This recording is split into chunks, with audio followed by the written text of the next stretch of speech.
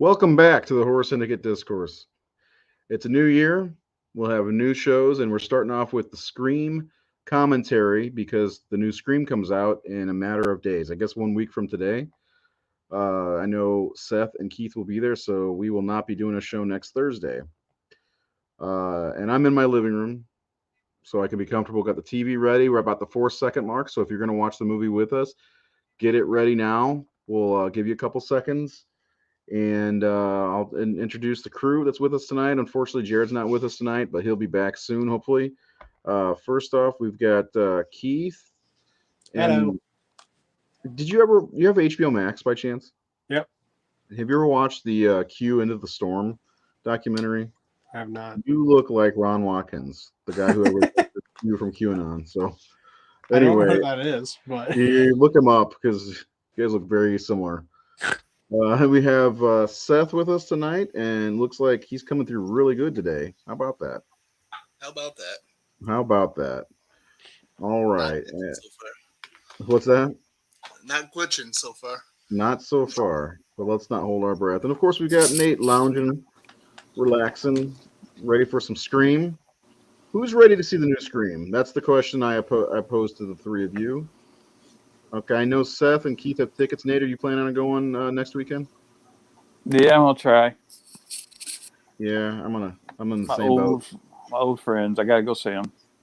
My my theater, you have to be vaccinated to go, so I can't take my daughter. She's not vaccinated yet, but we'll see if I can't sneak in next Friday when they're in school to check it out, because I'd like to talk about it on the next show.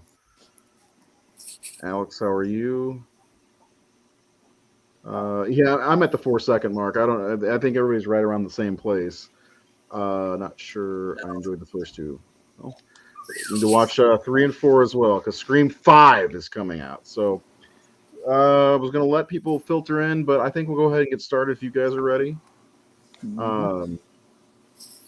Who wants to count it down? I'm going to have to bounce in a minute for a few minutes because I got pizza cooking. So you guys ready? Got my remote ready? Mm-hmm. Let me get Facebook off here so I don't lose any signal. All right. Let's go. 1, 5, 4, 3, 2, 1. Ready? Okay, I got mine going. Oh, I got to turn the volume down so it doesn't. Cool.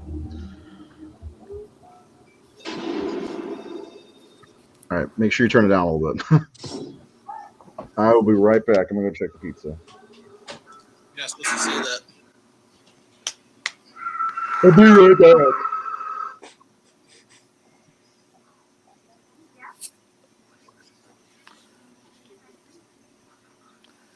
My first crush, Drew Barrymore. I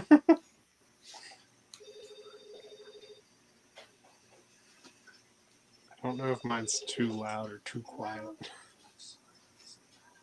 So this movie is in my top 10 horror films. I don't know where it sits with you guys, but it's still there. I was obsessed with this movie when it came out. It came out when I was 20. And I think I saw it at least 4 or 5 times in the theater. I think it came out when I was still in the womb.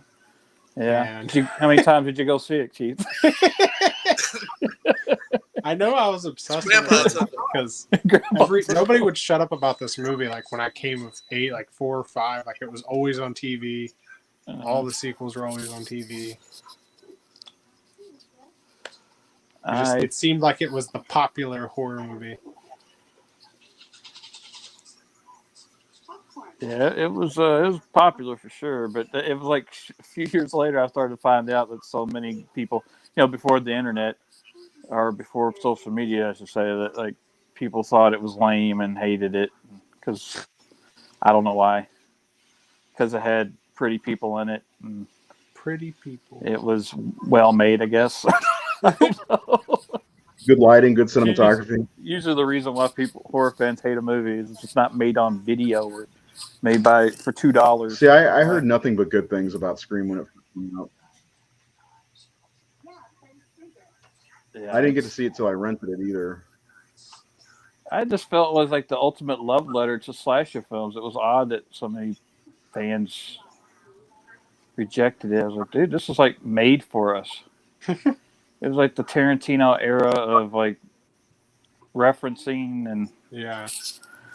uh, It could be too that it changed the whole genre, and there was all those copycats after, and they were I really- Genre bending. I do think it was the copycats that ruined it because they were not as good, and it kind of pulled the movie down with it. Yeah, I was 16 when Scream came out. I was 13. I think this is one of the best openings of any film. Opening 10 minutes. Definitely top 10 in horror genre.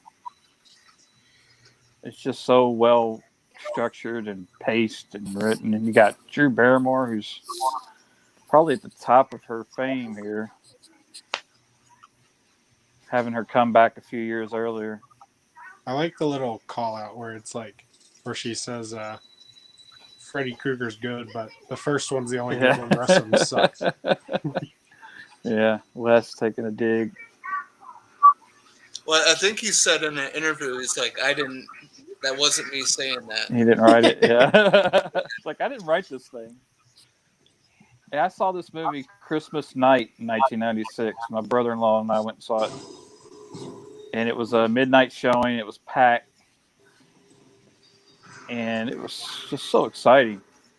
It was a surprise hit too, because I remember, yeah. like when it first came out, like when it was first starting to come out, like all the I think if I remember correctly, all the major trades were like predicting it being a dead on arrival, like it wasn't going to do anything, and it just blew up. And I remember that this was a big deal like when it came out.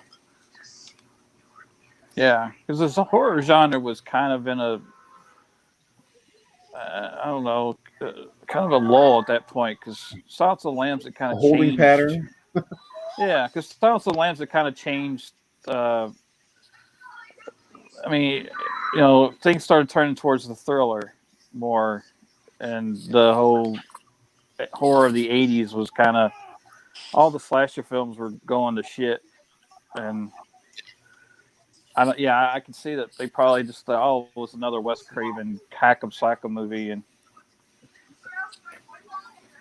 it was just, I don't think anybody expected it to be as smart and as fun, as entertaining as it is. I think horror just started to become more real.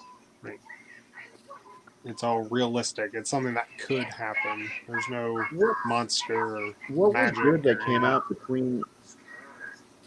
from like 1990 to 96 before Scream was released? I mean, you got Candyman, a couple of Child's Play movies, Silence of the Lambs. What else was like? Well, you really had like Army of Darkness, big in horror at that little span of time. In the Mouth Army of Madness. Darkness, Nightbreed, Freddy's Dead, Misery. But, yeah. I mean, you had some good stuff. New Nightmare. You had good stuff, but I just think maybe they weren't making money, and so. In Miramax, because we were getting close to the direct-to-video age. Was this the first thing that Miramax put out for the Dimension line? Put some ominous shit up. I don't know off the top of my head. No. Because they did like Halloween 5, and they did a few things like that. Hellraiser Bloodline. Yeah, but like Miramax is really known for like working with Tarantino and Kevin Smith and a more Oscar like type, like they make like The English Patient, and they were doing like art house independent film. Yeah, the genre films really weren't that big yet for them. Yeah, unless you count like if you count Clinton's movies, but I don't really think they made From Dusk Till Dawn the same year, right? Was that 95? Shit. It's 95 or 96. I think From Dusk Till Dawn definitely came out before this one. Because this came out in Christmas of 96. Or December of 96.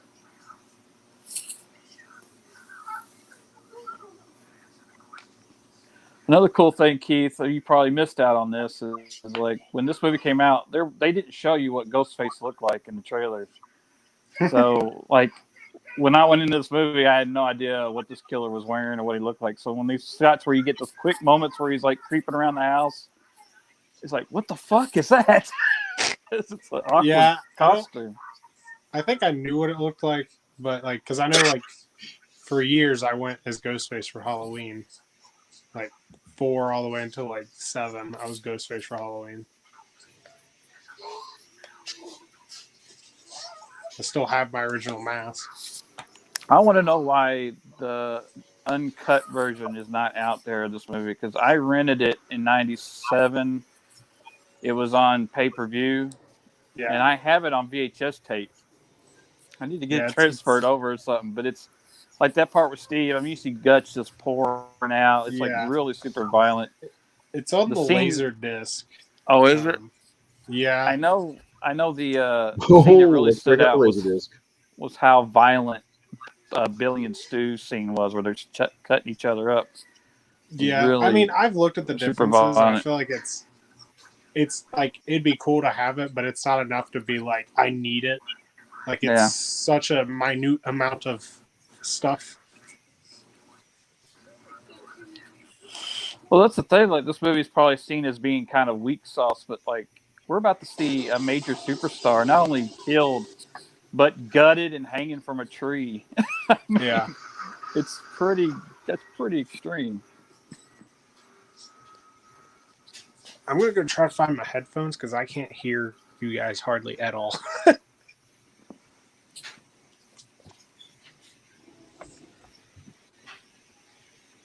The score, of course, still got a great score. Yeah, it kind of sucks that the composer isn't doing 5. Oh, is it? No, it's gonna be weird. Didn't he do Fear Street 1994? But he. Yeah, I don't know if it was his choice or if it was the choice of the directors, because they're bringing in the person that they had composed Ready or Not. Who's directing this new one? The 2 guys that made Ready or Not. Ready or Not? Oh, okay. Yeah. When I heard that, I was happy because that was a good movie. Yeah, I like that movie. This part, man, is so heartbreaking because she's right there near her parents. You know, just right there. Oh, we forgot the Halloween. How's everybody doing today? Scott Montgomery wants to know. I'm tired. I'm stressed out. I'm just glad I'm not out in the snow. We got a light dusting yesterday, but not like what Keith was showing. But it's going to be 6 degrees tomorrow. It's 12 right now, so that's fun. Where is everybody at on there? Because I think I started late. Drew's getting ready to be stabbed for me. Okay, yeah, me too. He's chasing her down. That's the Greg Nicotero K&B mask right there in that shot. I mean, they did such a good job of making the mask look generic, though, too, you know? And I'll be honest, when I first saw Ghostface, I was like, it's not that scary to me, but, you know. It started to really work, though, after a while. Yeah, at first I was like, what the fuck? But I like that simplicity of it because it really works into the film of you can go into any discount store and buy this thing. So Ghostface can be anybody. Yeah. That's what I liked about Michael Myers because, like, especially that he was a normal size guy. When they started making him a giant, it was like, but, like, Michael could be anybody. The fact that he was like an average size person. You know, like in the remake where Tyler Maine's like walking around this neighborhood in that mask. I'm like, who the fuck's not gonna notice a 7-foot tall guy wearing a mask? You know? I know. That's another thing that bothers me about that one, how big he is. Should have played Jason. 7-foot Jason. You guys hear me? Yeah. Go to the McKinsey's house. Hey, Reynolds, pizza.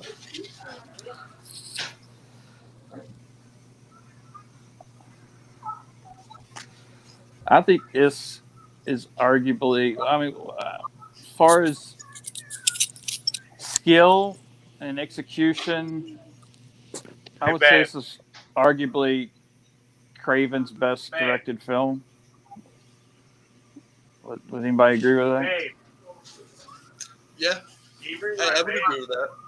I mean, it's a tie. It's really tough because Elm Street as well. I mean, the original Elm Street's great, but it has some, of course, limitations in its, budget and things like that. But Scream is very well made, really well directed. Yeah. I think I can't really say that. I guess for the most part, Craven seemed like he was someone who kind of got better every time. Yeah, he got better. Really, in the night like this, and New Nightmare showed some growth, and I felt like one of the most underrated is Red Eye. Yeah. Red Eye felt like a Hitchcock movie. Yeah. My vape. I don't know. I took it up there with me. Of course, we got the. I remember every time I went to saw this movie in the theater, someone was like, "Is that Johnny Depp?" Because he looks like Johnny Depp. Yeah. Quite a bit, and he's climbing in through the window like Glenn did in Nightmare. Yeah.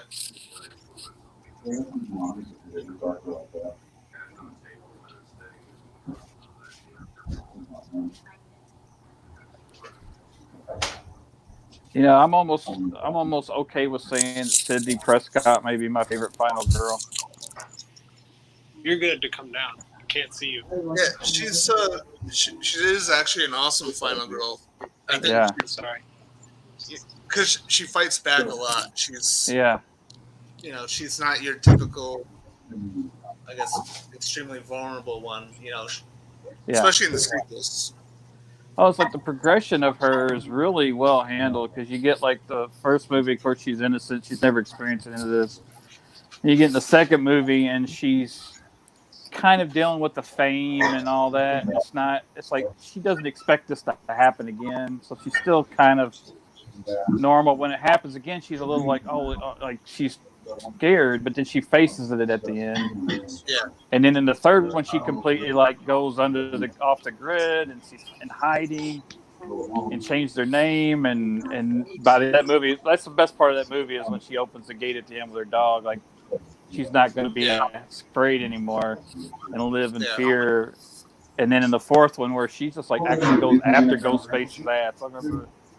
There's that scene on the rooftop when it was like she's actually following his ass, and then in this new one, then that great moment in the trailer where she's like, oh, "I'm Sidney Prescott, of course I've got a gun," like I'm ready to kick ass. Where's Ghostface? I'm gonna kill him. I feel like not enough people talk about the soundtrack in this movie. I'm gonna say something. It's great. It's such a good score.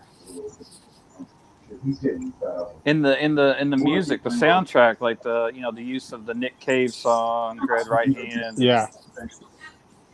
Republica, and all that. There's a lot of good music, and like the Don't Fear the Reaper cover is a great cover. Mm-hmm.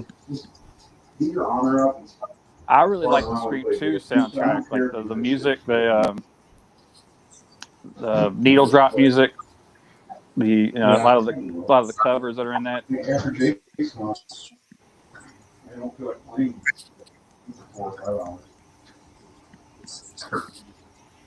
See, the other thing that ruined these movies for me is I saw Scary Movie at a young age. So every time I watch these, I see Scary Movie scenes in my head. I actually made, this is funny, I don't know if I have anywhere, I made a Scream fan film back in the 90s with my friends. And it was pretty much just a knockoff of this movie. Yeah. I was pretty damn obsessed. This is weird, I never tell people, but I recorded this onto a cassette tape and I would listen to it as I worked or drove in the car. I would hear the movie playing as I drove around. So I could pretty much recite the whole film. Yeah, tomorrow I'm gonna learn. I will say that's the one thing with Scream is the Sydney and Skeet. Their relationship seems very like real. Like it doesn't seem like over the top or cheesy. Like it seems like very like shy and like the way a teenage relationship usually is. Well, there was some married dialogue though, where he's like, "I was watching The Exorcist, it's got me thinking of you." Yeah, it's What? just. Well, I guess it depends on who the person is, because like me, like movies and like references from movies is like in my everyday vocabulary. Yeah. But that's me. Oh man, But, I mean, would you really want to tell your girlfriend that The Exorcist reminded? Yeah, but I do like the whole line about lately we've been very PG-13 or whatever it is. Yeah, that's great. One an NC-17. Yeah, boy, Rose McGowan, man, was she hot? I remember, like I had not seen Doom Generation yet. Yeah. So I wasn't aware of her yet. I knew who Nev was because she had done that. What was it? What was the TV show she was on? Party of Five. Party of Five, yeah. I don't think I watched it, but I knew of her from that. Joseph Whipp. He played the deputy in Nightmare on Elm Street, the original. He plays the sheriff here. Yep. And I got to meet him and his wife, and he and his wife came to my premiere of Confession of Fred Krueger. They were sitting in the front row. They skipped a dinner date. Yeah, and they were just sweethearts. And I asked them, I was like, "You're the guy I got to work with him twice,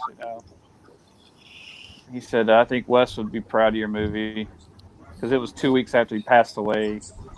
Yeah. And Henry Winkler, I met him too. He's got to be one of the nicest people I've met.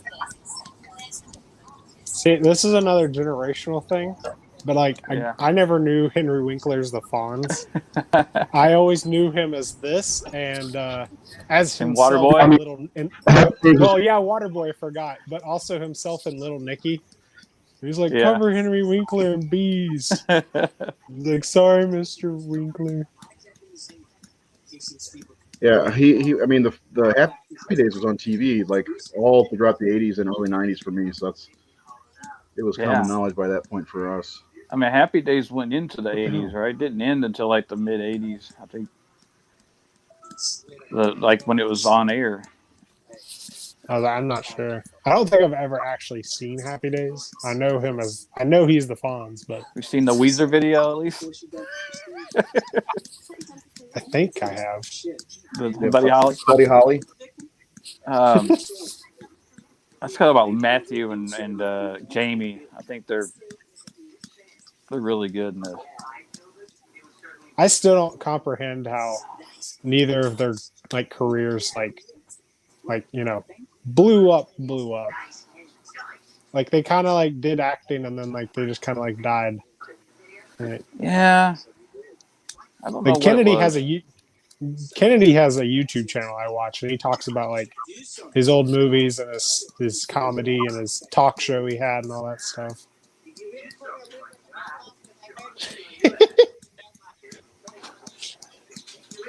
I just want in the mailbox to comment. There was a comment that popped up from Sean Sheridan. Blumhouse isn't involved with Scream 5. Mm-hmm. Yeah, Blumhouse has nothing to do with it. Yeah, the people that made Ready or Not are attached. For Paramount Pictures. Leave her alone. I'm shocked they're not putting it on like Paramount Plus the same day as theaters. Yeah, I don't know what happened to Matthew as far as his career. He was, yeah. I mean, I know he did Shaggy for years and still doing Shaggy. And then he did 13 Ghosts, and then was MC Punk was before Shaggy this, wasn't it? Cartoons too. Yeah, SLC Punk was pretty badass. Without a Paddle. Yeah, Without a Paddle's amazing.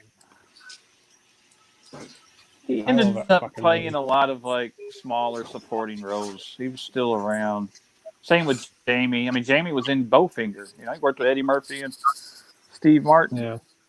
Then he did So, Son I of the mean, Mask 2, and then we were like, oh. yeah, he had a few things like that. And was that one Malibu or whatever? Was it Malibu's Most Wanted? Oh, He starred Malibu's in Most that. Wanted? Yeah. Traffic. He was nothing in but Three traffic. Kings. You Yeah. ever see Yeah. Three Kings? He was in that. I mean, Jamie Kennedy did pretty well for himself. Yeah, he did Yeah, I mean, Romeo he Juliet. had a big Did he have his talk own show show? and stuff. He was He had also that doing like show. Jamie stand Kennedy was that? experiment. I think. What was that? Yeah, the Jamie Carrey Yeah. experience, Yeah. experiment or whatever. He's hard to listen to talk now. Like I've listened to his like.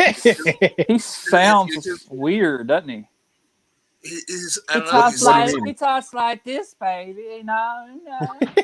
He does. He talks like this. What is he high all the time? Because he's like he was on like Theo Vaughn, and I was like listening to him, and I was like, what the hell's going on with Jamie? Like he was like he had me laughing though because he's like Theo Vaughn was talking about how his dick wasn't long but it was thick. He goes, "That's okay, baby. They call you tuna can." Jesus. No, he was in Harold Kumar also.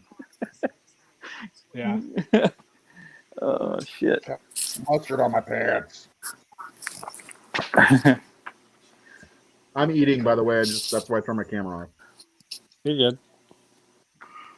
I like that they hint around that she has past trauma and something happened to her in the past, but they don't really like, stick it in your face. Yeah. Well, that's the thing. This movie has this history that just keeps unfolding, and they bring it into the sequels and the whole thing with Maureen Prescott and Billy's mom and Billy's dad. Let's be honest, she was no Sharon Stone. I always like this music cue right here where the sun sets. Yeah. Mm-hmm. Push dissolve into the closer shot.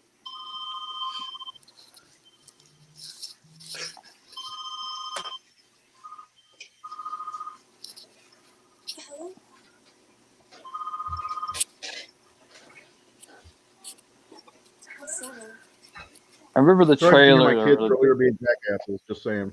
Yeah, You're good. I remember the TV spots, like the two lines that Roger Jackson says. What I want to know who I'm looking at to Drew Barrymore, and then is it this scene? He says something like, "What door am I at?" I think he says he's at the front door, and she calls his bluff. Favorite kill in this movie? Scott's asking favorite kill. Favorite kill. Drew Barrymore, mine. Yeah, probably Drew's. Or Matthew Lillard, I guess. That's good too. But did he die? Yeah, I'm kind of thinking that he might be in this new one because what wasn't the plan to have him come back in the third one? The third one, yeah, and then I think it was Columbine that happened, and they didn't want to be tied to that and affect the movies. Well, so much like obviously from the trailer, we know that the Stumacher house is where it's in the new movie, and it says something about the characters, like some of the victims may be related to somebody from Woodsboro or something, and I really think like Dennis Quaid's son could definitely be like the son of Stu. So he looks like he could be Matthew Lillard related. I'll be super happy if they do that. So yeah, it would be great to see Stumacher back. Wouldn't he be a little old?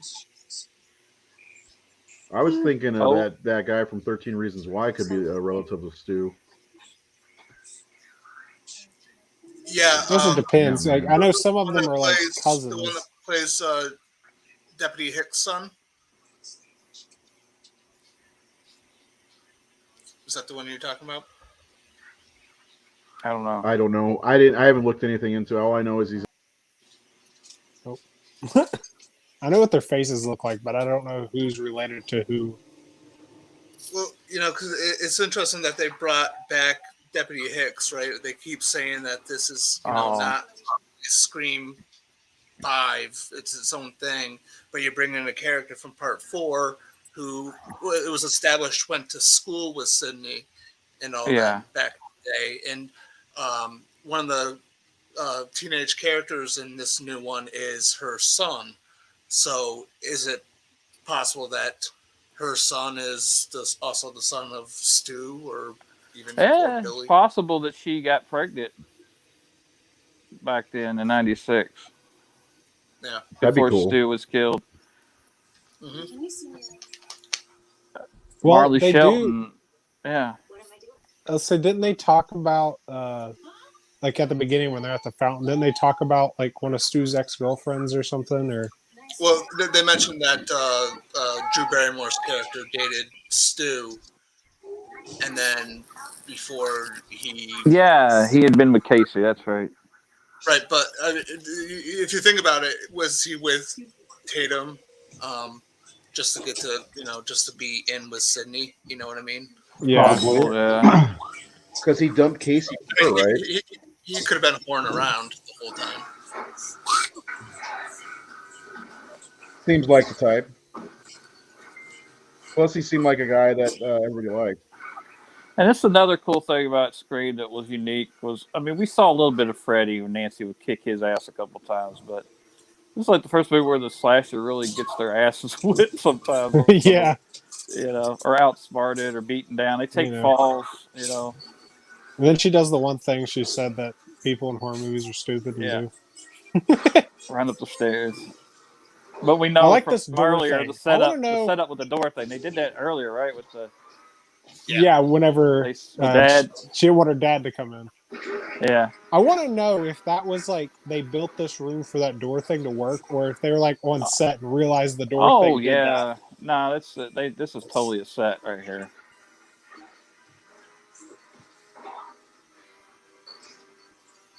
Also, I remember seeing this like as a child, and I was like, "You can call 911 on a computer." I was super confused, but obviously, my computer and this computer are different. I need to have a computer at this time in the world. Like, what does Sydney's dad do for a living? He well, I mean, I guess he also got a bunch of like life denim insurance jackets or something. I don't know. Sell denim jackets. He's a door-to-door denim salesman. He probably sells closet organizers or something. So he ends up in closets so much. He's like John Candy. He sells shower rings. He's got a big, huge house. That's for sure. Fought with that Maureen Prescott insurance money.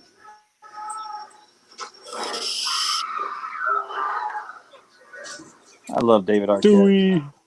I do too.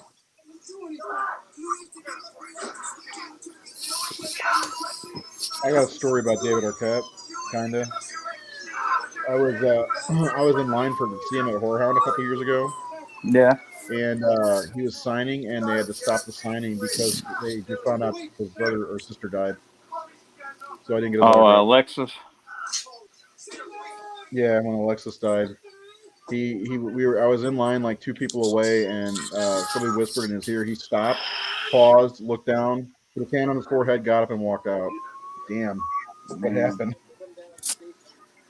Yeah, I've gotten to meet pretty much the entire cast other than Courtney Cox. I was at Nev's first show.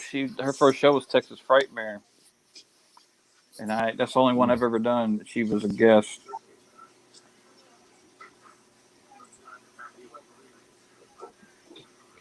Yeah, I don't think Courtney Cox will ever do a show. No, I don't expect it to happen. Way more high profile than everybody else. Yeah. I like that was the E.W. Earl here. I love him as Kenny. Of course, he went on to do Deadwood and a bunch of other stuff. Yep. Dan Doherty. And he's the voice of was it Bill on Last of Us? Isn't that he? I think so. Yeah. I want to say he's from this area, Kentucky or Indiana. I love when she gets into. God, Yeah. Gail. I think Gail's my favorite character in the series. By the way, don't know if I've ever said that out loud. Mine's Stu. Although I enjoy Parker Posey playing Gail. That's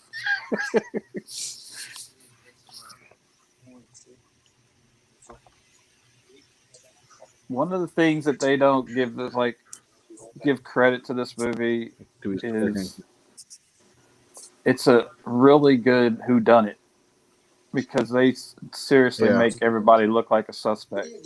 And the whole time they're making Billy obvious to the point where you're like, is he or isn't he? Like they keep making you question. And the whole idea of there being two killers was just so different and unfathomable at the time. Like when that's revealed in the third act, you're like, whoa. Like, did not see that coming. Yeah, I showed this to my kids for the first time, and when it came to the reveal of the two killers, I just kind of slowly looked over at them to get their expressions. They get the. Yeah. When I showed Lily, that's what it was. I was watching Lily. She's like. But even like the sheriff, they have that great scene where like they show us putting out his cigarette, and he's wearing the same boots that Ghostface is wearing. You're like, is it the fucking sheriff? No, they definitely threw you for a loop a lot, especially with Billy, because usually in movies like this, if they do that with a character, it's definitely not that character. Yeah, and that part where like Stu comes in and stabs them, and after they've had sex, you're like, oh, I guess it isn't Billy. It's like it just keeps tricking you. We haven't got there yet, but I think my favorite part in this movie is when Stu and Jamie Kennedy are outside the house and they're both just pleading with Sydney. Oh, like it was the other one. It was the other one. It makes no sense, though. It makes no sense whatsoever. If you think about it, right, it's assumed that it's just one person, right? She saw a ghost face behind Jamie Kennedy on the couch with a 30-second delay. Yeah. Right beforehand, so she would have known that it wasn't Randy, and there was nothing on Stu. Stu kept disappearing all night, so it makes no sense. Sorry to. No, you're good. I just like it because she was like, "You can both go fuck yourself." Yeah, see, fuck you both.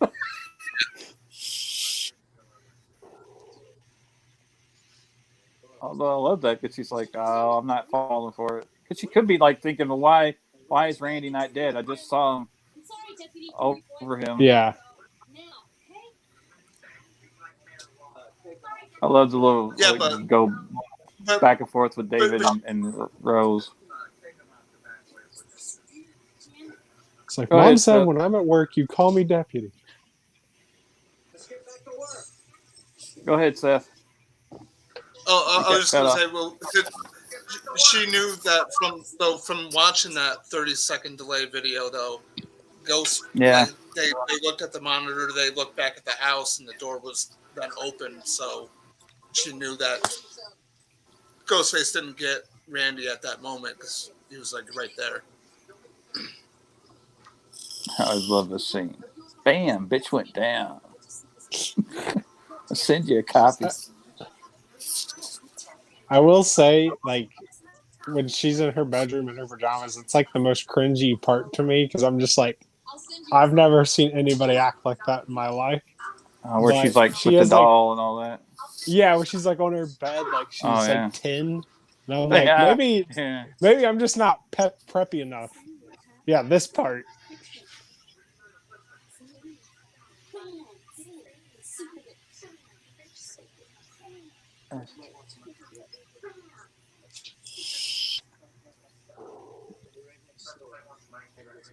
But again, I didn't grow up. I think I need to put my DVD in because my internet is like.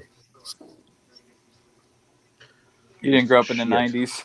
We all bounced. Yeah, on I our wasn't a beds. teenager in the 90s, Well, so I don't totally know if, like... bounced on my bed in the 90s. I had my Teddy Rock spin. Well, by the time I was this age, like, my Oh, room Michael was very, Jordan just dunked. Wow, super badass. like, my room was a lot more, like, serious and, like, I don't know, It's not Gremlins. kiddie anymore. It's Gremlins' mom. It is. She kept her wardrobe, I guess. She looks like exactly the same. 12 years later.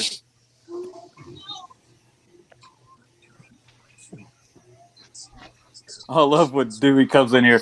Hello. That's Kayla's favorite part of this entire movie. Every time she watches, she's like, "Here it comes." And But she's just then, like, like, "Hello."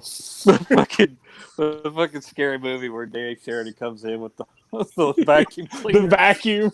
The thing is in my room. Disturb me. No, he gets all serious. He's like, "Hello." Hello.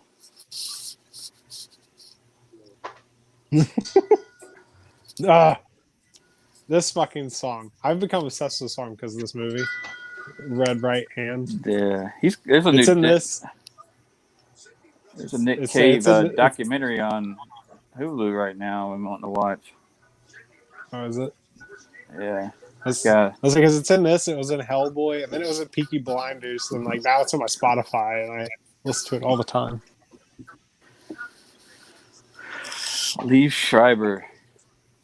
Here's the crazy thing I find about these is they have Cotton Weary in this first movie, and then the second movie, like they just happen to get, they went back, got the same actor they used in this little tiny tidbit television part.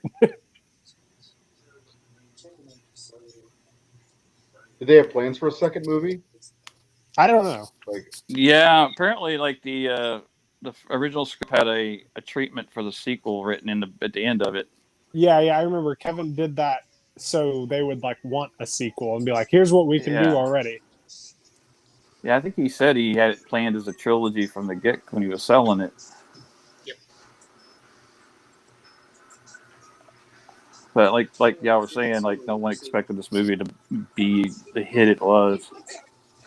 Like where did if anybody can look it up, like where did this place in 1996 as far as box office? Well, my phone is recording me at the moment, so I can't look it up. There's Tatum with Johnny Depp nod there, Nightmare on Elm Street with the 10 jersey. We missed Linda Blair. Linda Blair. I didn't know she was in the very beginning too when they were all up front. Oh, is when she? They first went to school. Yeah, I saw her back. I never noticed her, but she was interviewing people in the background.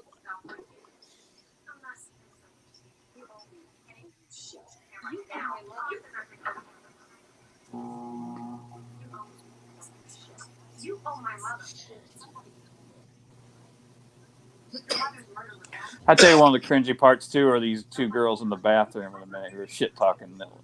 Oh, yeah. There's something really kind of phony about it. And they're gross too. They used the shitter. They came out. They didn't wash their hands, and they were putting their hands over their face. Nasty girls.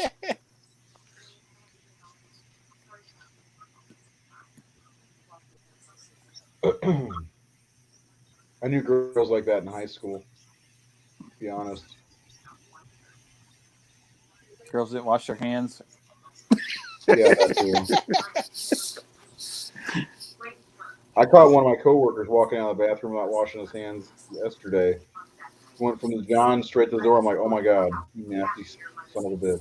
Yep. What scene is it on? Because I had to start my Blu-ray because it was killing my internet. Oh, I hear it. We're at the other conversation with Gail.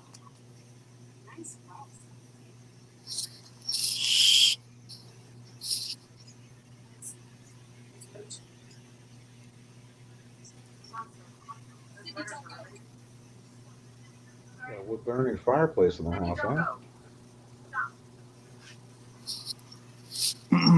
What a waste of space. Like his way he thinks she's like got a soul or heart. You know what they could do for my book sales?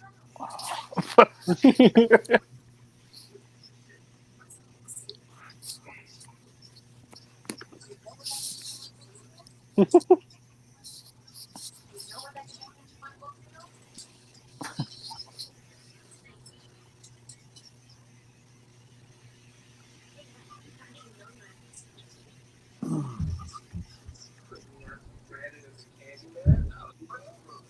my god! Come on, fast forward.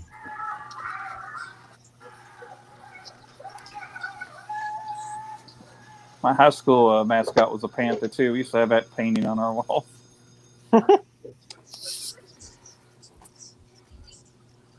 Yeah, I wasn't too. I was only out of high school 2 years when this movie came out, so I do like the fact relatable. that the costume, like within the movie, is just a run of the mill Halloween costume, but in real life, it was also just a run of the mill Halloween costume. And then after the movie came out, it became a bigger run of the mill Halloween costume. Yeah. But then now people pay outrageous amounts for the original. What is it? Fun World? Is that what it was? Yeah, it's Fun World. I still have mine. It glows in the dark. It smells like vanilla. Yeah, I remember that. But no, they even used the mask without, like they even started without permission? shooting the movie without permission from Fun World.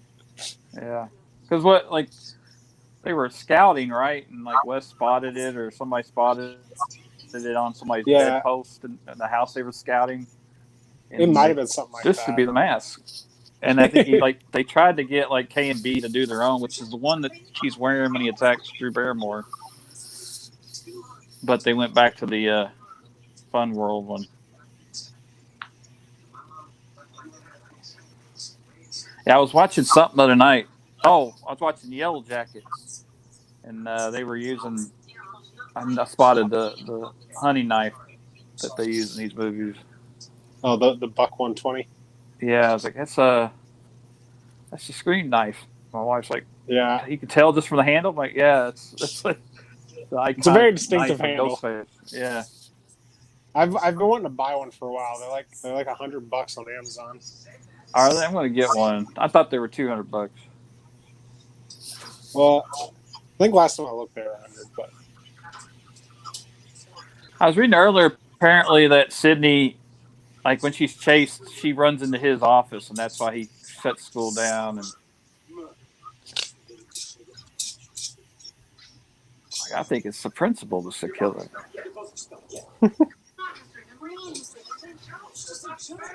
I'd never noticed it, but apparently when he opens up his closet, Fonzie leather jacket's in the closet.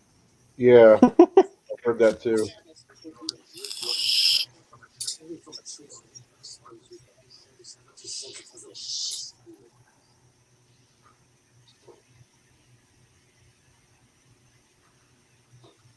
turns out the killer in the new movie is one of those little shits.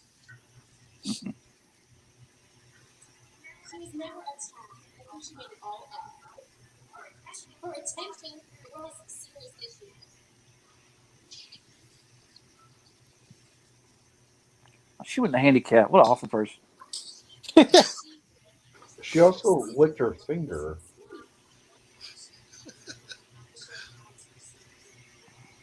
We're like we're living in the COVID world. We're like germs. Don't do that. I mean, even before COVID, though, that's fucking gross. Yeah, it's fucking gross. But now, especially, like everything's like, I wash my hands every time I touch anything. Yeah. I didn't know what girls in the bathroom until I potty trained one, and now knowing that's gross. Every time I see this chick with the flower in her hair, now all I can see is Tina Belcher from Bob's Burgers. It's like a little thing that a grade schooler would wear in her hair. I used to watch Ricky Lake also. Freaking sass in their walk. Ricky Lake, also one of Matthew Lillard's on-screen sisters. That was the first movie I saw him in. Was Serial Mom. Serial Mom, yeah, that's a good one. Loved Serial Mom. I haven't seen that forever. That's my favorite John Waters movie, actually. John Waters. Pussy Willow. I remember when I was putting my my Ghostface costume together, I kept pausing this scene so I could figure out what kind of boots and jeans he had on. Levi's 501 black jean. And the Walmart boot special. So, No, those are nice boots. I saw. yeah, they're nice boots. I can't remember what they are though. Yeah, they're expensive. Look at all the toilet paper on the floor. Jesus. I mean, there's no worse than what they did to our bathrooms when we were in high school. People ripped soap dispensers off the walls and like toilet paper Wash holders. your hands, Sydney.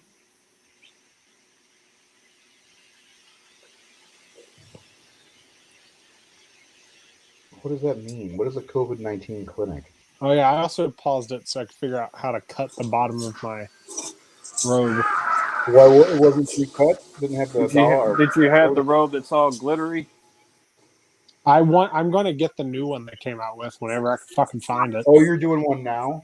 No, last time I went to Horror Hound, Oh, I didn't get to use it. At Horror Hound, he was a hit, but he was also really short. So I bought one of the normal robes, and I was cutting the bottom to match, and then I was going to spray it with glitter spray.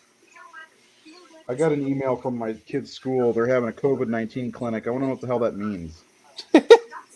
Should I call the principal tomorrow? But what the fuck is a COVID-19 clinic? Where you get your shots?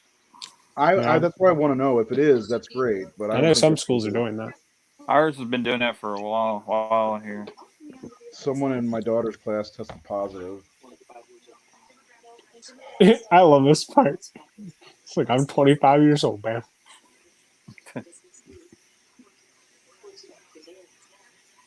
So hold on, go back to the new one. Are they like supposedly skipping over other sequels? No. They literally have a character from Part 4 in it. She was introduced in Part 4. Yeah, Marley Shelton, right? Yeah. So it's a sequel, but they're trying to act like it's new, right? But when you have David Arquette and Nev Campbell and Courtney Coxon. But the thing with that, Ray, it kind of works with Scream because they make fun of horror and horror tropes. So they might be making fun of the new trope of people making sequel, like reboots or whatever you want to call it. I didn't think about that. That makes me, if that's the case, that makes me roll my eyes super hard. But then they'd be aware of the title of the movie, though. They should be like in the movie. There's like a new Stab movie that's called. Yeah, Stab. that's what I'm saying. There might be a Stab thing. Wait a minute! I thought Stab came out in '97.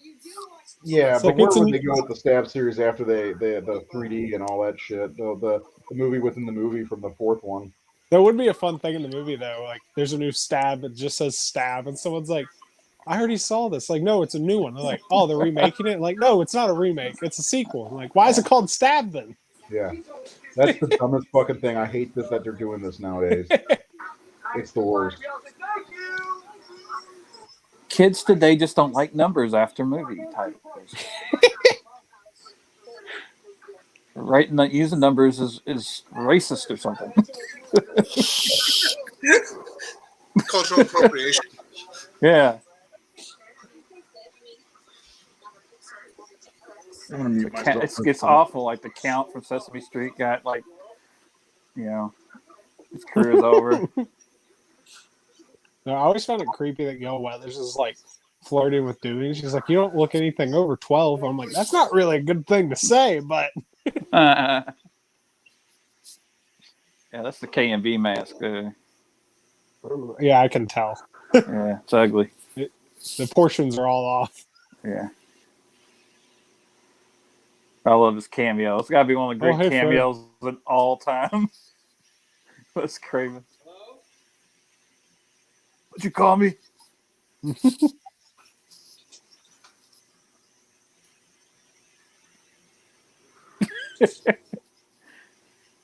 Gotta fix his hair like the Fonz.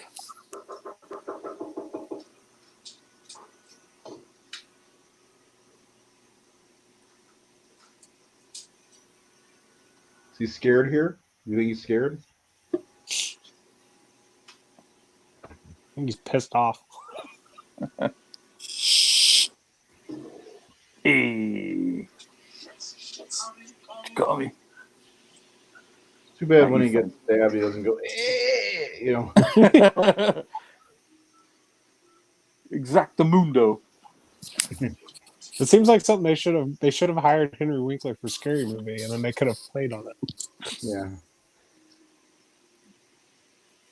Yeah, there's the jack. You see it? Or well, we'll get there. I'm a little bit ahead. So I had to start over. To the left of him, or hit the screen. Oh yeah, I see it.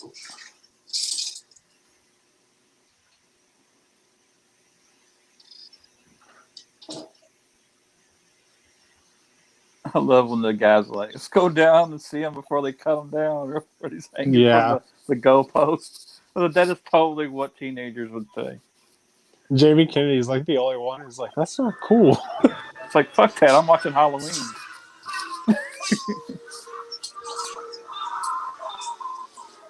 Yeah, I used to do that. Oh, the speakers out the window. I know you're not there yet. I gotta pause it, I guess. I still do that shit, actually. Alice Cooper makes the world go around. You guys do speakers out the window? Yeah, we're at the porch now. Yeah. No, I'm just saying, did you do that when you were younger? Oh, I didn't. Oh, I absolutely. Well, you was a different generation again. I had speakers. Headphones. What? I have headphones. And plus, I lived in a trailer. There's no way I could turn music up that loud. And I lived in the middle of a holler, so if I played loud music, someone like 15 miles down the way would hear it. A what? A holler? A holler. What the hell's a holler? A holler. It's Isn't that called what you do when you yell for somebody? Okay, so you live in the middle of the woods, right? It's like a valley. You call it a holler because you can yell and it'll Your echo voice down carries. the valley. So You holler. Yeah, Loretta Lynn was from Butcher's Holler. Were you, family? Was your family from the Wrong Turn remake? God damn it! They're real Americans. Try to get away. If they are, I didn't get any royalties.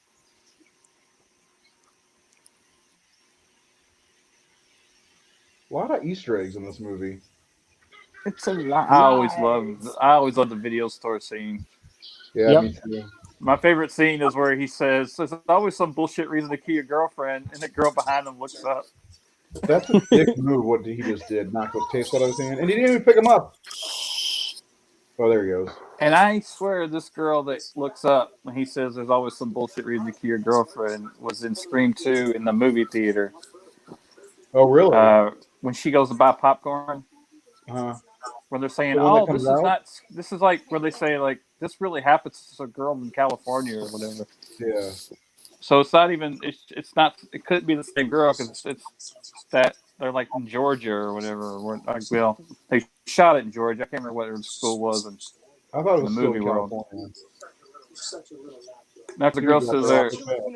It's that blonde right there with the maroon on.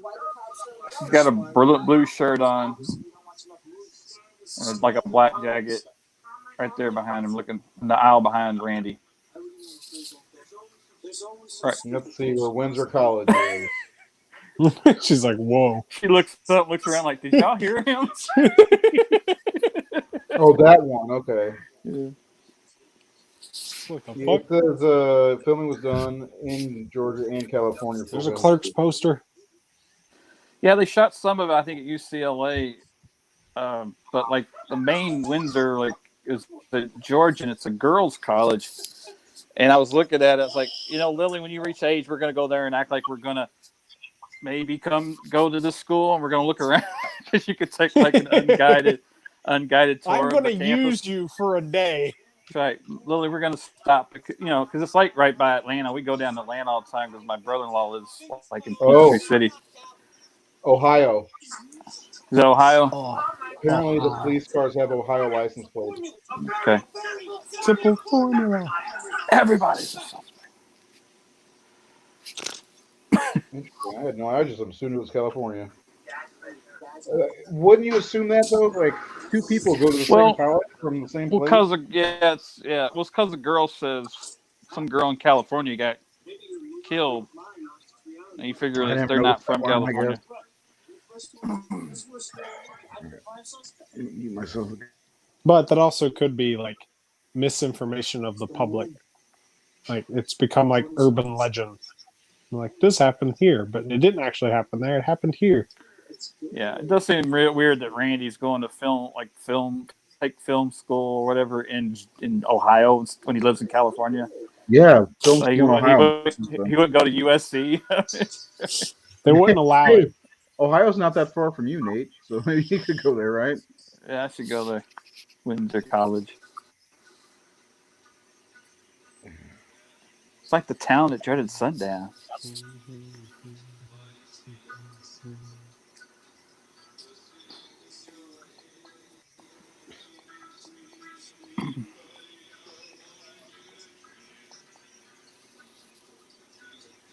Here's the thing: if this was real, half these people wouldn't obey a curfew. Yeah. Especially now. Fuck you, we ain't closing. Well, I mean, the kids don't. You can't make us.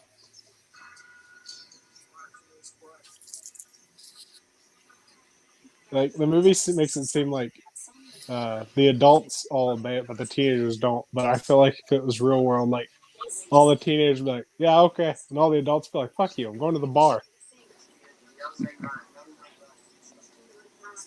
There's no fast food in that town. Like, there were no restaurants.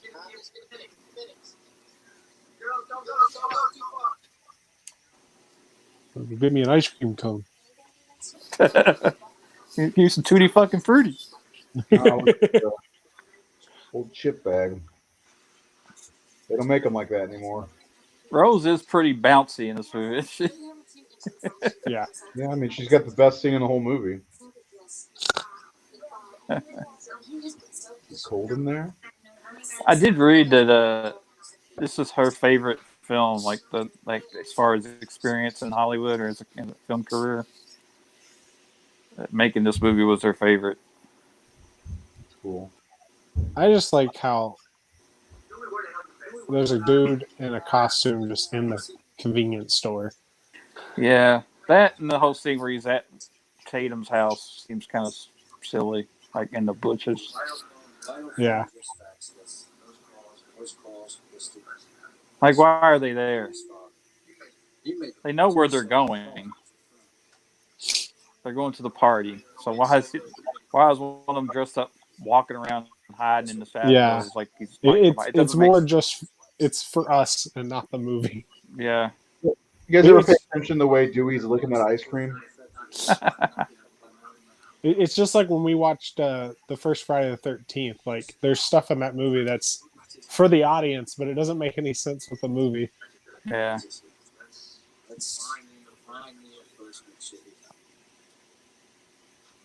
And if you think Friday the 13th is a better movie than this, you're full of shit. Yeah, you are full of shit. Because that is not even a murder mystery. Hi.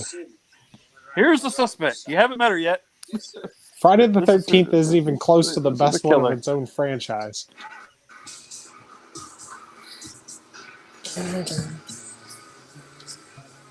It's always My amazing favorite how song in the movie. fast-paced this movie is. It is. Yeah. And You now, know, like it's always like before I know it, it's always to this scene right here. yeah. He didn't even finish that bag of chips. And we still have like 45 minutes left. This is my It's favorite all- song in the soundtrack. Youth of America. Yeah, fucking love it. Yeah. You really did grow up in the wrong generation. Oh, I did. Most of the music I listen to is from like 80s and 90s, and then some 70s. I really dug Republica. I had a couple of good side that album. Yeah, Yeah, me too. I love that album. I'd really like to go to that Scream event they've been doing at this house every year. Oh, yeah, man. That'd be sweet. I wanted to go there. Like, they shot this north of Los Angeles. So when I was in Los Angeles, it's way too far to go check it out when we were there. But one of these days, I like to go up that way.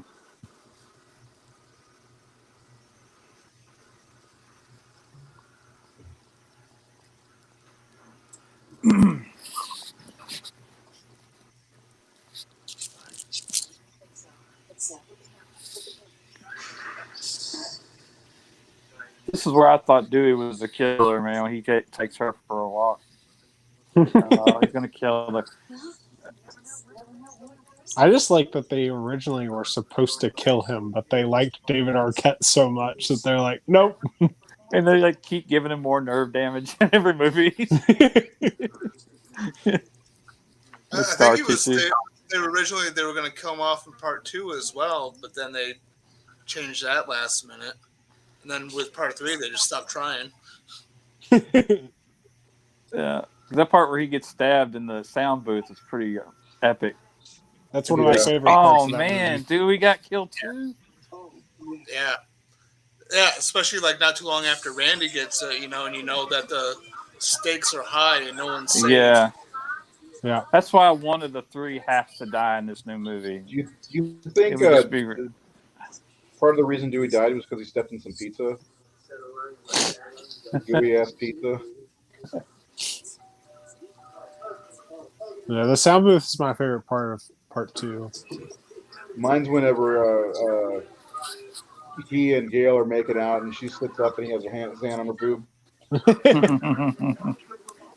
No, it would be kind of crazy though in the new movie if they pulled a Drew Barrymore and just killed Sydney off in the very beginning of the movie. Well, it'd have to be after the killings are happening, based on that phone call. Well, yeah, but she has to come to Woodsboro. I don't know. I think Sydney needs to die epically, not cheaply. Yeah, I can see that. If they're going to kill off a major character, they should do it towards the end of the movie. Yeah. Sort of like what they did with Randy in part 2. Like, he died just before the third act, you know. Otherwise, it's kind of cheap, at least to me. It's like, you know, the beginning of Friday the 13th part 2. Or, I mean, even with Scream, you know, they kill off Cotton Weary in the very beginning of Scream 3. Yeah, I can see that. It's like, save them All for I later. see is Rose. Do you think they meant to do that? Her nipples. Yeah. I mean, it's in a lot of movies. I don't know if it was planned, but the lighting amount of definitely movies helped. I've watched where there's just a chick wearing a shirt, it exists. I mean, hell, it's in Alien. Sigourney Weaver just wears a shirt and it's there. Yeah, but the way they do it in this scene, it's like they didn't try to be like, oh, they're her nipples. This scene, they present them to everybody. They present them. Yeah, I mean that's what they do. She flings open the door, and everybody's eyes go right to her nipples. Maybe it's to take you off guard. Yeah. So, who here's seen the movie Smoke? Nope. They had a poster for it in the video store, and I think it's on on one of the VHS tapes on the TV. It's like one of my favorite movies. It's a Miramax movie. It's Harvey Keitel, William Hurt, Forrest Whitaker. It's really good. It came out around the same time, but it's like all over this movie. Another thing I have to add to a list.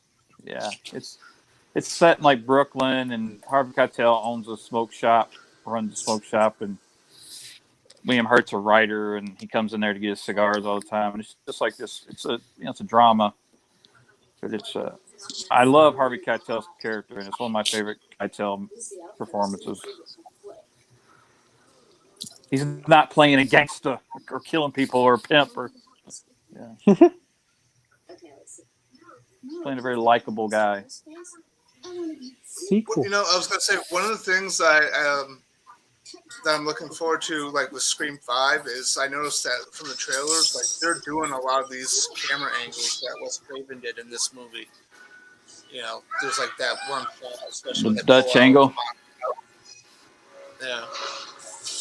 Well, they definitely said, and they've been saying a lot, that they want to make sure they're honoring Wes and not, just making another Scream That's movie. good to hear, because it really made me wonder, like, because a lot of the cast, they loved Wes Craven so much. Yeah. Well, Neve Campbell said she wasn't going to come back, and then she decided to after she read the script and found out exactly what they were doing. Yeah. And they wrote her a letter too. That apparently the directors wrote her a letter saying how much Wes meant to them and all this other stuff. Yeah, They're not just Hollywood bullshit. Like they love Yeah. this franchise and Wes and Yeah. Yeah, but anybody could say that shit. Look at the guy who made Terminator 3. He's just a big fan. made what? Terminator 3. Oh, Jonathan Mostow or whatever. He was a big Yeah, fan. but He knew the series. Blah blah blah. He's a Yeah, big but then fan. you no, get you still get the studio to fuck with it though. Yeah. Well, I don't believe anybody saying that shit anymore. You can say whatever you want. You know. I've yeah, never but seen that movie Smoke, but I could sit here and tell you it's a great movie. Harvey Keitel is fantastic. I don't buy into that. Oh, we're big fans. Ryan Johnson said that, and look how The Last Jedi turned out for me. I'm a well, big I, fan. I get you saying that, like, especially when it's someone saying that, about themselves. Trust me, I'm a big fan. They all bullshit that. Like, all these producers bullshit that. But like, Yeah.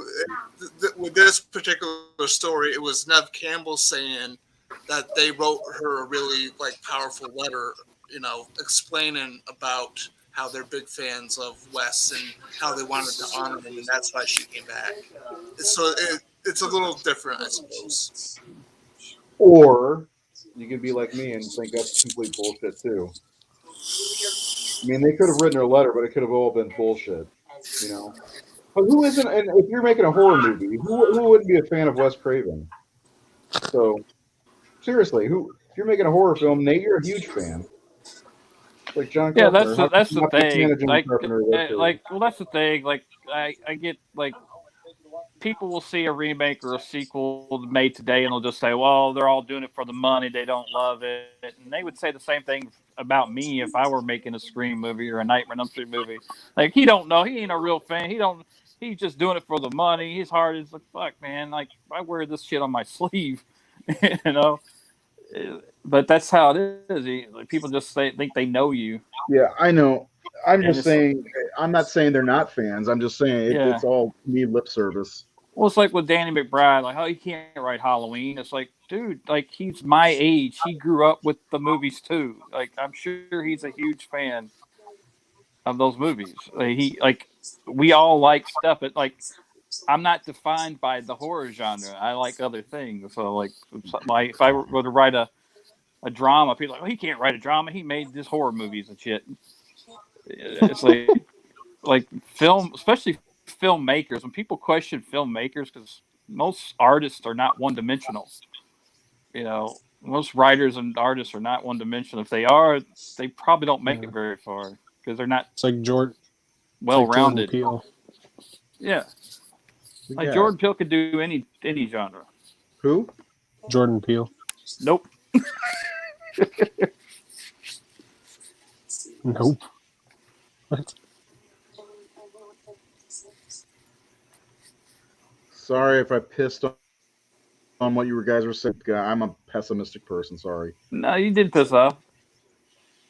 But you're right. Like you're right. People do lie in Hollywood about what they know or what they can do or what they're fans of. Oh yeah, I'm a big Sydney Wincott fan. She's my favorite final girl. Yeah. you know. Or like that one guy on the Sean Clark's walkthrough of Halloween Kills, where the guy worked the career. And he's like, "Yeah, this is where Laurie Strode comes out." Yeah. They call her Laurie Strode. You a big fan of the series? Yeah, I love them. I love Laurie Strode. Yeah. All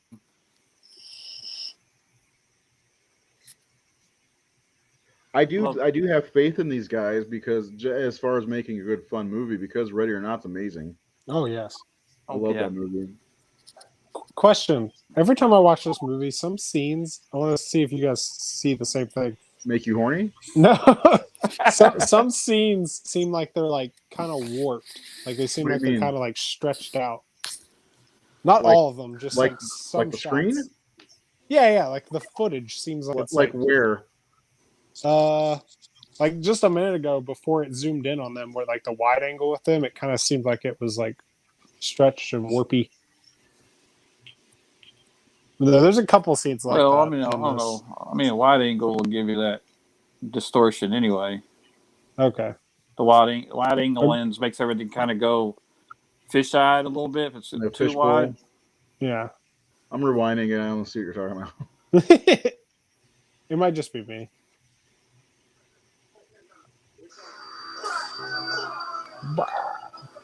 Hey, we're not watching Halloween. There's we no ever blood do in that scene. We all know that. You catch that too, Seth? That always bothered me. It's too red. Like there's no blood in that scene. Yes. When do we see Jamie Lee's breasts? That's In my Trading dreams. Places. In their perfection. Better than Tatum's. You know what's funny? You think about like when she did that whole dance scene, True Lies, and everybody's like, "Oh wow, look how well she's built for her age." I mean, she was like 30 or something, 34 or something. Yeah, she's like 35 or 36, not like. She's like a child to us. I bet her body's in good shape still. All that Activia. There's smoke on the top of the TV. Of White course. case. Yeah, I see it. To sin. Do drugs. This was always a great scene.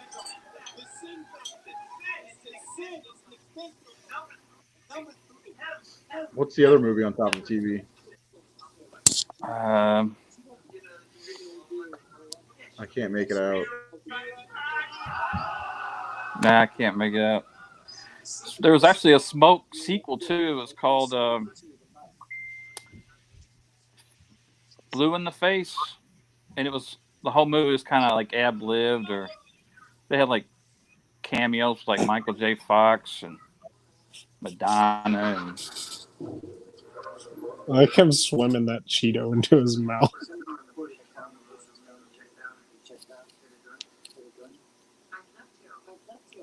yeah, this is where I thought Dewey was the killer. Really? Yeah, where he just like, he ain't scared, are you? Or what with the flashlight, and like, oh, this isn't good. He's taking her, or he doesn't want to go. Let's walk, or something like that. I don't remember if I had any like idea who I thought the killer was back then, because it kept throwing you. I think I just was thinking Dewey's playing too much of a dipshit that it's all an act. Yeah. Like how better to distract people or throw people off your scent than act like a doofus.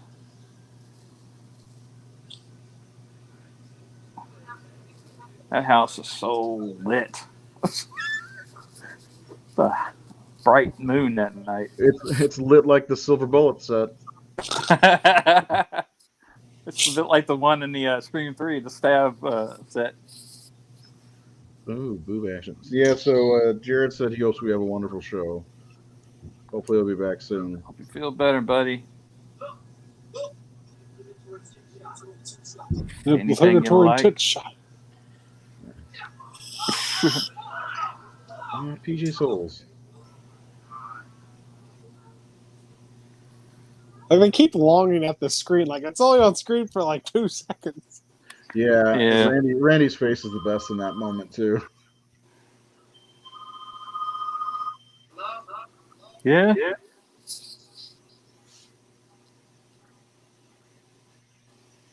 What does it say on Randy's shirt?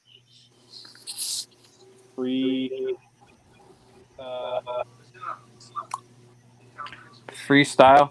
Or free shive? What? Fresh jive. Maybe that's his accent that he uses whenever he does his YouTube videos. Oh, old Doritos back too. I watched him do a Clark's. I watched him do a live reaction to the Scream trailer, the new Scream movie. Yeah, I saw that one too. I've been watching his videos on the making of the mask too because it's ridiculous. Yeah, I got to meet him, and he didn't talk like that when I met him. Like that, like you're saying, he talks odd. Yeah. Maybe he's talking. Maybe he's being a character on his show. I guess maybe he's on. Doing it. Well, I've seen him interviewed. He seemed normal, regular, normal, whatever. The thing I'm most excited for in the new movie is the use of smart and electronical locks and devices, because that's something I've wanted in horror for a while. You know, now that we have Google Homes and Alexa and all that stuff. Alexa, stop. Thanks, Keith. You're welcome. Mine didn't go off, shockingly. Mine did. Yeah, I think that's really cool because almost everybody I know has some kind of system like that. Yeah. I just the one scene of the trailer where it's like locks on, locks off. Yeah.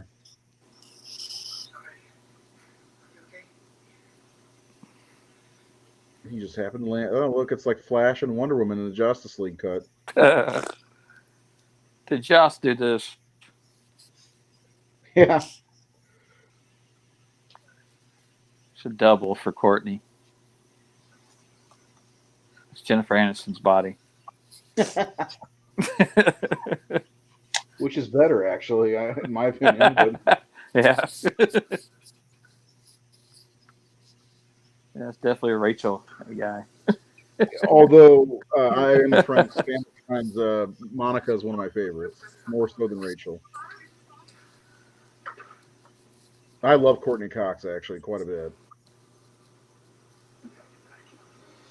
Dancing in the dark. Yeah. I mean, of course, I saw that video years and years ago, but the first thing I remember seeing her in, I think, was Ace Ventura. And I was like, man, she's pretty. And she's pretty now. Yeah. I think she's always pretty, even with the bangs.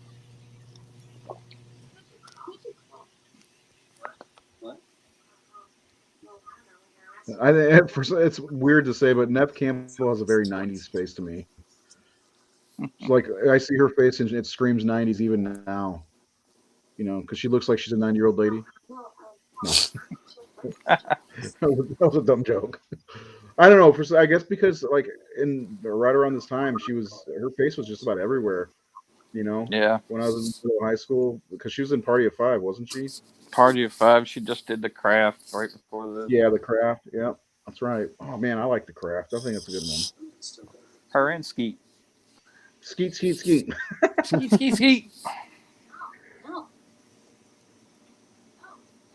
He is a better actor than people give him credit for, I think. Oh, yeah. Yeah, he did a movie, I think it may have been a Miramax around this time, called Touch, which is based on an Elmore Leonard novel. The guy that wrote Get Shorty and Jackie Brown. And and it's got Christopher Walken and Bridget Fonda. It's really good. Yeah, he plays yeah. Have you seen it? Yeah. Yeah. Yeah, because after this came out, I searched his movies out. You know, how did you find an actor you've never seen before? What else is this guy? Let me see whatever else he's in. Oh, yeah. I don't know him from a lot besides this. And then I know he was in Riverdale, and then I stopped watching that show. He was? Yeah. Yeah, it was kind of his comeback. He's one That's cool. of the parents or something, wasn't he? Oh, that's kind of funny. Called Armored as well. Well, he was in some show I can't remember, and he had a small part in that Jack Nicholson movie. What? Whatever color. I feel like there's a lot of people in this movie that I don't understand why their careers didn't go any further. Like, you know. I mean, Rose went on to do Charmed. She had a fairly good run. Who? Rose McGowan? Rose McGowan. Was she on there the whole time, or was it Doherty that? I think she replaced, like, I don't think she was on the very beginning, was she? Because it was Shannon Doherty, wasn't it? Did she replace Shannon or Alyssa? Yeah, that's right, because it was Alyssa Milano and that other Holly Marie Combs or whatever. Yeah, I didn't watch the show, but I didn't either, but I recognized beautiful women. My grandfather watched it religiously. Alyssa, I should say that Alyssa and Drew were my first crushes. I I Who's the remember boss? I told my daughter like I had a binder full of pictures of Alyssa Milano, Oh my. and like Like a girl in 8th grade, like she was obsessed with Joey McIntyre, so we'd be like exchanging Tiger Beat photos. Here, you give me your Alyssa's, I give you my Joey McIntyre's. I had to watch a lot of Charmed growing up because my grandpa always had it on. Your grandpa in horror movies and Charmed, huh? Yeah, it was weird. He watched And sci-fi. what was that? Oh, I wish I didn't get a photo op with Jamie Kennedy when I met him at Horror Hound, but Horror Hound had a couch and you took pictures holding the pillow on the couch with Jamie. yeah, I Oh, read that's that. awesome. I was, oh, I wish I'd done that. And you said it, you know that. MJ. Mm-hmm. Because I didn't know how to spell her name. The MJ, that's perfect. That's what he calls her. Blaine is obsessed with Spider-Man. She's drawing all kinds of Spider-Man pictures and stuff. It's a good I don't know if obsession. you can see this. She drew this web a little while ago before the show. And I think she's got a weird crush on Tobey Maguire. So I don't approve.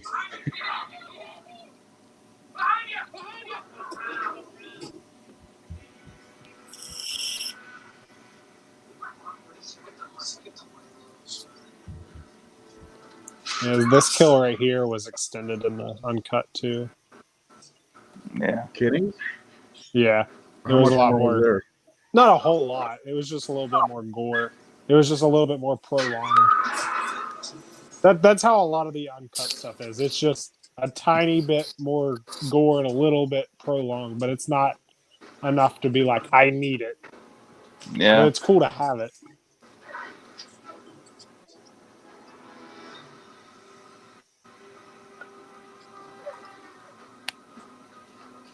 In which case is on.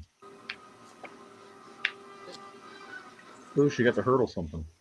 I also like that, like this movie, the opening like title logo is nothing like the main logo, and then all the other movies have like the new updated modern main logo in the title sequences.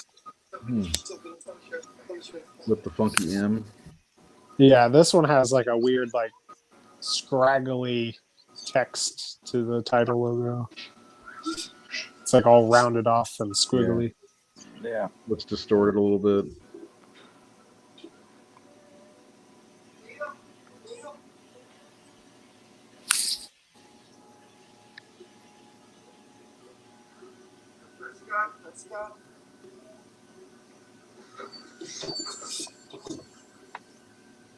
See, I feel like in this they should have had Dewey like calling out to Laurie Strode's character because he hears screaming and he doesn't know it's a movie. Or maybe he did. He I thought mean, it was, he saw that they were watching movies when he came in earlier, but Look it's at also that Dewey. sound system.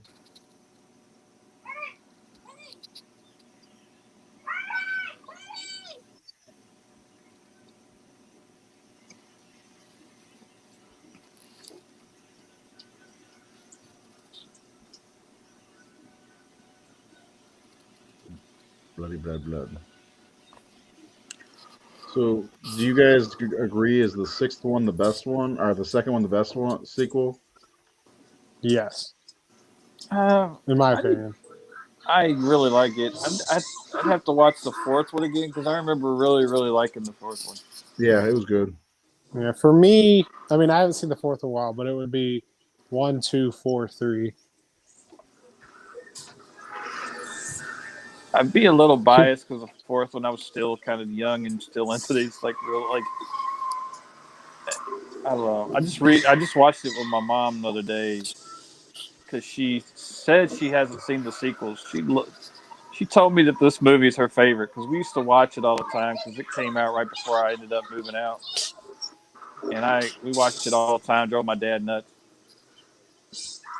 But I want to show her 3 and 4 and then go to the theater and invite her to come to the theater with us to see the 5th one. And my mom's not a big horror person, so it's kind of unique. She loves Scream. I think she just really liked it. It's got lovable characters. Like you just Yeah.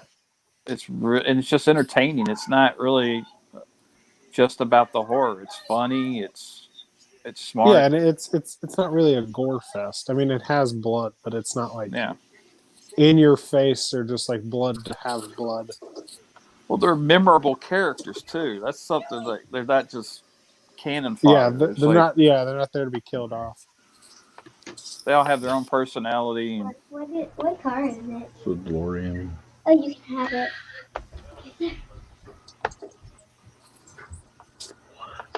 Now, I love this shot. And you talked about it, Keith, your favorite part. But when she falls out of the car and the camera pushes up on her, following her up. Yeah. Let's say this is another part I like when he drops the keys, like the way he drops the keys in his hand.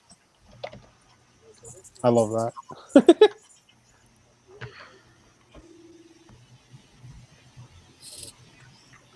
I remember as a kid, I didn't comprehend that how he was unlocking the doors. Like I didn't comprehend he had a a remote. Let me see the back opening up. I always thought he was like under the car, like pressing something to unlock the car.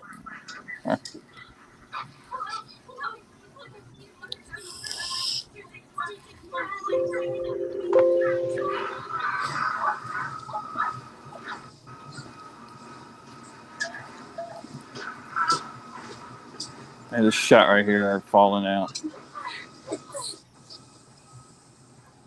Yeah, that. Yeah.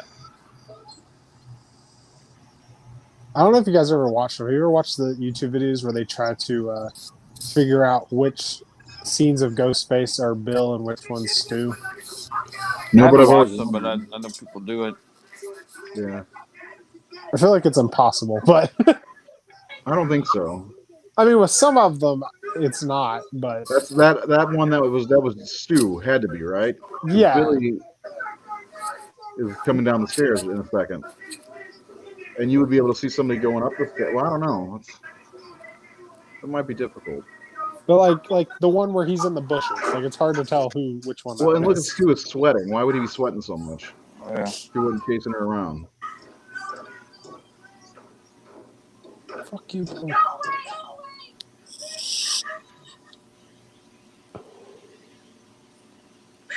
So who killed Casey at the beginning? Was it Stu?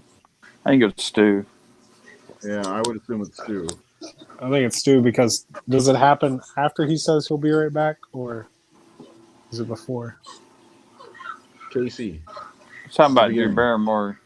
Yeah. Oh shit, my bad. That was his ex-girlfriend. I would assume Billy killed Tatum. Yeah. Because he shows up at the house right after that, doesn't he?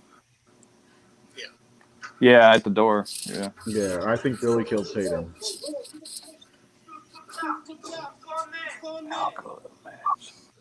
So were Stu and Billy both at her house?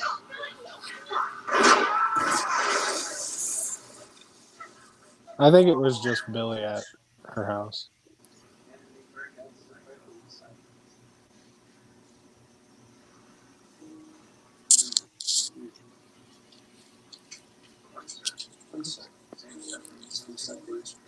There's still a fresh bag of chips on that set. You see it? Ray, you and chips.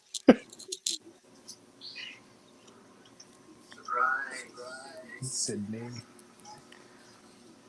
I want to get one of those for my shelf.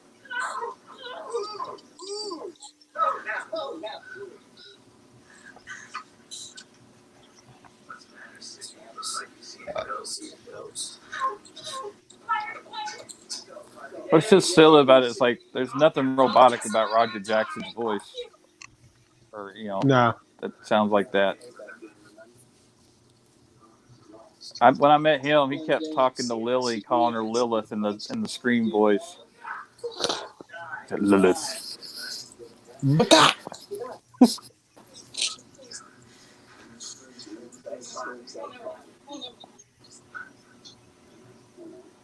I think I like Billy better than Stu. Well, Billy's more of the psychotic. I think I just like Stu because he's a Billy fucking Loomis. character. Billy Loomis. What the fuck? What a mama's boy. Well, I mean, Stu is probably a more likable person, but as far as the killer goes and the character in the movie, I Oh think I like him yeah. better. Stu is just a follower. Yeah. But he's got the greatest lines in this sequence. Mom and Dad are gonna be so mad at me. Yeah. Hello? I like when he said hello. How many of those were scripted? I think I'm dying here, man. I don't know what was ad I think lib. some of it was ad lib. Because apparently that's why he got cast or something. Well, yeah, because he got hit in the head. I don't think that was supposed to happen with the phone. Yeah. Fucking hit me with a phone, dick. What's with him and Dick. Sharon Stone? She's not the hottest thing in the 90s. I think she was No. just super relevant. She deceived everybody in Basic Instinct? Yeah. Now, I'm not crazy. Rebecca Gayhart's whole thing in Urban Legend is like a complete ripoff of this sequence. Oh, She says so many things that Billy says. Like, are you fucking kidding me? This might as well be Billy Loomis's speech. It's his sister. Let's merge the movies. It's kind of like how many comic book movies have someone said nice outfit since Jack Nicholson? They say it in The Crow. I think there's been at least another one or two. Happy says it to Spider-Man. Yeah. Or somebody does. And he's like, no, I'm not being serious, or something like that. Is it what Donald Glover said to him? I think he does. Somebody, I can't remember. Come on, man! I got ice cream. You gotta get better at this part of the job. Yeah. You're not used to this, are you? Yeah, it's supposed to be Miles Morales' uncle. Prowler.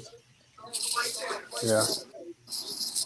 I'd like to see him pop up for real, though. Prowler, that'd be cool. Yeah.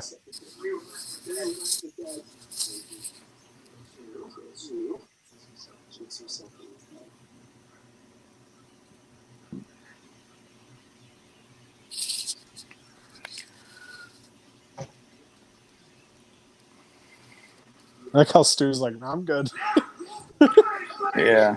I mean, this was such a great sequence. When they start stabbing each other and shit. Man, this is getting demented. Did anybody ever tell us why Skeet's hair looks so gross? It's all crusty and clumpy and shit. Like, what's been wearing that mask? Yeah.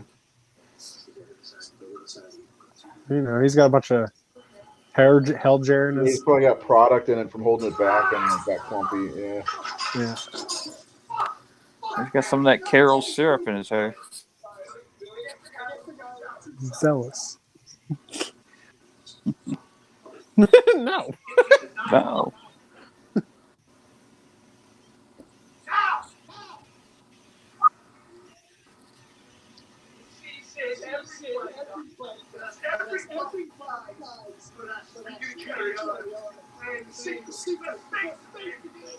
Are they going to clean Mr. Prescott's face? Because he's going to have residue from duct tape on his face.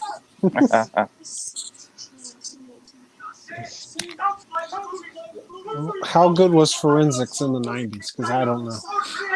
Good enough for that, I think. Get a little woozy here. Duct tape leaves like little pieces of shit on, like when you tear it off. So, plus if his skin's irritated by it, you know. So don't use duct tape.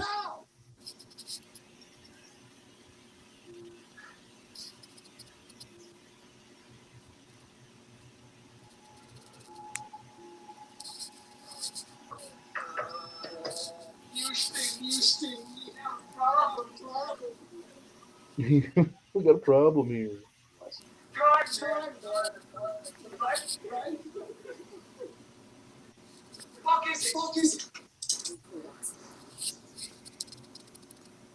What are the odds that he's still alive?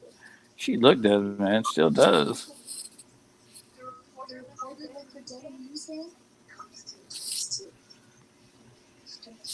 The odds that Stu's still alive. Yeah. I mean, he could have got electrocuted, but not killed, I guess. I mean, his face would definitely be fucked up. Yeah.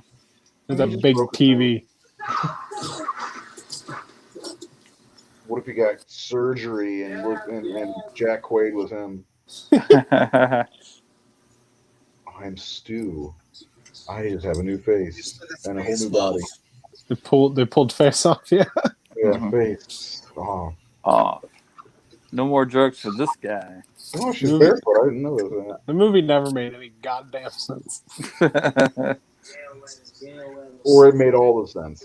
We swap faces and our bodies still fit. Yeah, neither. Good shape, and John Travolta was not. Yeah, John Travolta was in his chubby stage. Nicolas Cage. Yeah, when's that Nicolas Cage movie come out where he plays himself? I don't know, but I can't wait for it. It's grotesque. I'll give you $20,000 for it.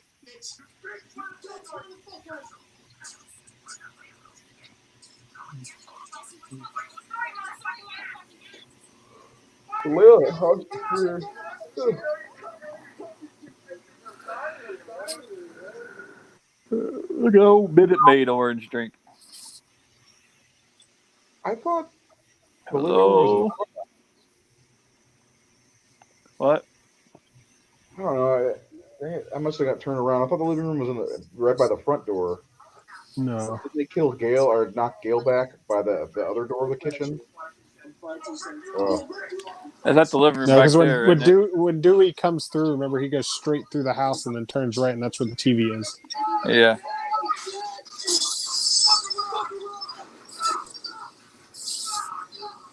Well, the stairs are right by to the left. Yeah. And it's to the left, right? So. Yeah, and you go down the foyer to the living room. Yeah, I think he's just going nuts and he cuts up the couch. I always wondered that. Could be another Nightmare on Elm Street nod. No, yeah, true. But I do like that it adds this thing of him having feathers all over his hands. I remember I did that. Part of the house then.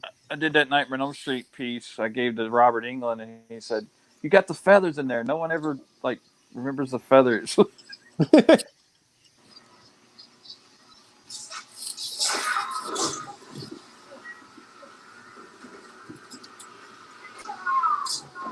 I always like that part too, that the Lori scene made him think to go look in the closet. Yeah. Because he hears the hangers in the movie. Did you have the suit on backwards? Or does it zip up the front?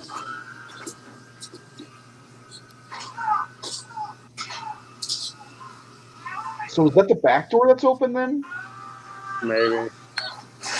I'm confused.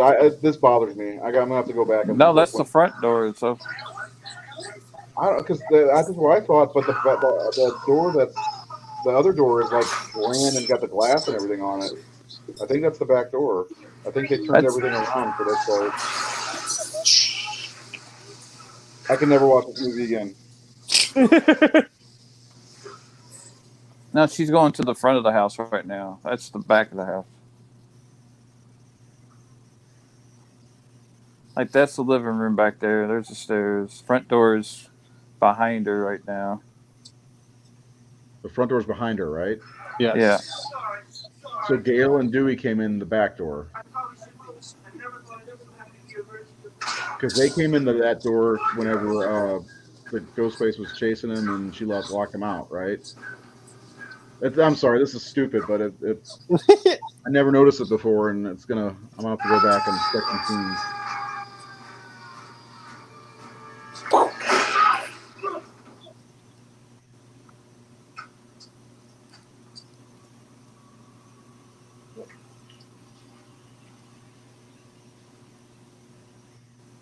I also think this is one of the best looking deaths in a movie. Yeah. He dies kind of slow if you think about it.